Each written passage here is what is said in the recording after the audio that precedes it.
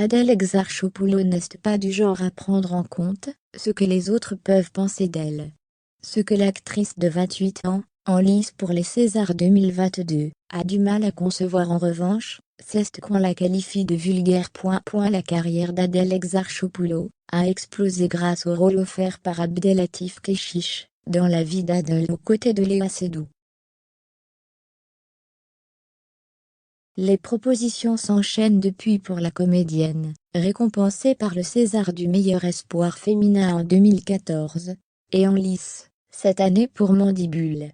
Son entrée dans la famille du cinéma français n'a pas modifié l'âme de la jeune femme, cette dernière a su rester elle-même, jusque dans le style. Tous les vêtements sont les miens. Je suis comme ça dans la vie, Training T2000.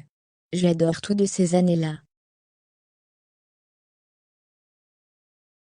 Les badgies, les bandanas, les petites lunettes de soleil à la Paris Hilton, les colliers de bonbons à thé, elle confiait dans les colonnes de Marie-Claire.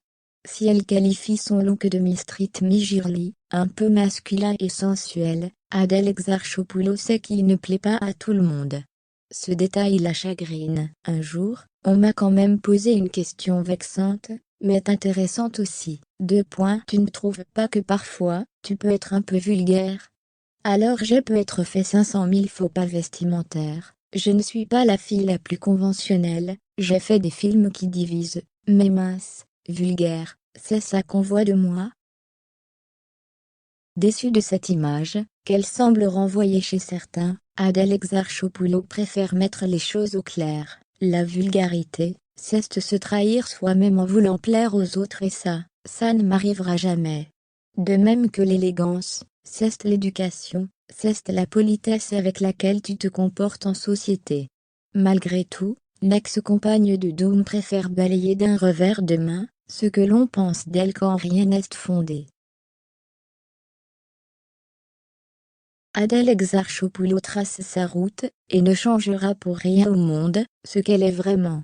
Surtout quand on sait ce qu'être elle-même lui a apporté. La maman de 28 ans est l'égérie de plusieurs grandes marques parmi lesquelles Paco Rabanne, Fendi, ou Bulgari. Alors les avis des uns et des autres sur son image, la comédienne les accueille à l'image du titre d'un de ses derniers films. Rien à foutre.